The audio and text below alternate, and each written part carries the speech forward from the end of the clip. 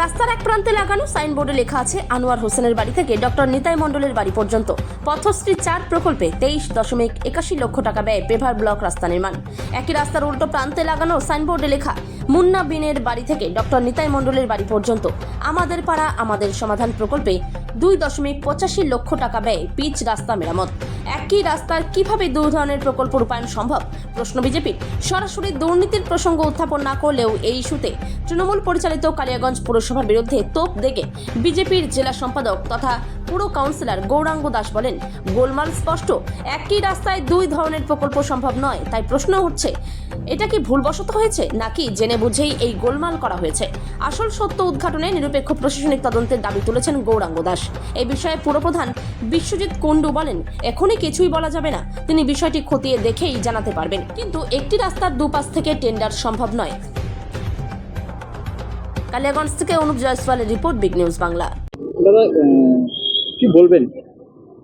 দেখুন, আমি আজকে 15 নম্বর ওয়ার্ডের এক গলি দিয়ে আমি পৌরসভা মিউনিসিপ্যালিটি আসছিলাম। তো আসার পথে আমি দেখি ওখানে একটা বোর্ড লাগানো রয়েছে, আনোয়ার হোসেন খন্দকার থেকে পথশ্রীর বোর্ড, আনোয়ার হোসেন খন্দকার থেকে শুরু করে ডক্টর নিতাই মণ্ডলের বাড়ি পথশ্রী 23 লাখ সামথিং কিছু টাকার সেটার পোস্টার লাগানো রয়েছে। সেই বা পথশ্রী রাস্তার কাজ হচ্ছে পেপার ব্লকে।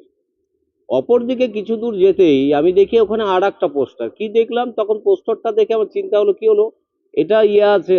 আচ্ছা দেখি, তাহলে রাস্তার মুখ হচ্ছে আনোয়ার হোসেনের বাড়ি, আর ওদিকে রাস্তার শেষ প্রান্ত হলো নিতাই মণ্ডলের বাড়ি। এই গোটা রাস্তাটাই কমপ্লিট করছে পথশ্রী আন্ডার।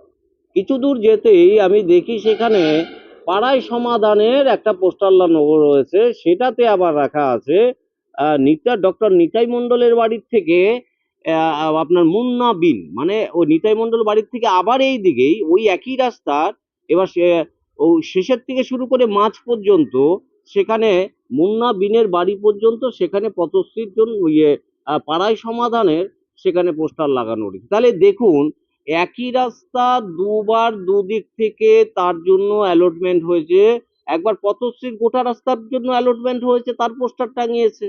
একদম আনোয়ার হোসেন খন্দকারের বাড়ির থেকে নিতাই মণ্ডলের বাড়ি, মানে রাস্তার এই প্রথম ঢোকার মুখে আনোয়ার হোসেনের বাড়ি, শেষ প্রান্তের বাড়িটা হলো ডক্টর নিতাই মণ্ডলের বাড়ি।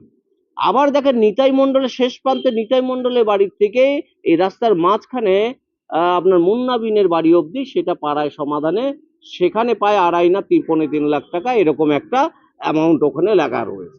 আমার বক্তব্য হলো যে একটা রাস্তা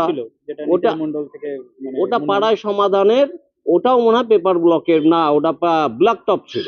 ওটাতে দেখলাম ব্ল্যাক টপ লাগানো, মানে পিচের রাস্তা। কিন্তু সেখানেও দেখলাম পেপার ব্লকে, কারণ পথশ্রীর গোটাটাই পেপার ব্লক। তাহলে পাড়ায় সমাধানের টাকাটা কোথায় গেল? আর একই রাস্তার মধ্যে দুবার টেন্ডার হলো, দুটা পোস্টার দুদিকে লাগানো রয়েছে, এটা কি হচ্ছে? আমরা চাই, আমি চেয়ারম্যানের কাছে আপনার মাধ্যমে এটাই প্রশ্ন, যে এই রাস্তাটার বিষয়টা কি রয়েছে, সাধারণ মানুষ জানতে চায় যে একটা রাস্তা দুবার করে টেন্ডার হলো, তাহলে দুটা টাকাই কি সেখানে হলো?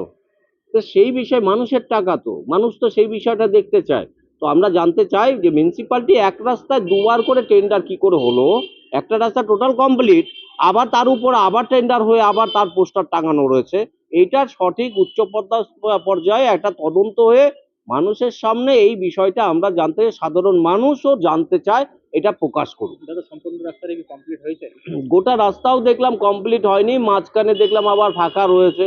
এখন দেখেন 3 নাম্বার আবার টেন্ডার হয় নাকি ওটা। যা পরিস্থিতি, দুটা টেন্ডার হয়ে গেছে এক রাস্তায়, দুটার পোস্টার টাঙিয়ে, তার মানে অ্যালটমেন্ট হয়ে গেছে। এবার সেই জায়গাটার ক্ষেত্রে মাঝখানে আবার দেখি কিছুটা ফাঁকা রয়েছে, তার মানে এবার 3 নাম্বার টেন্ডার ওর মধ্যে হবে, আবার একটা পোস্টার। এই তো চলছে কালিয়াগঞ্জ মিউনিসিপাল।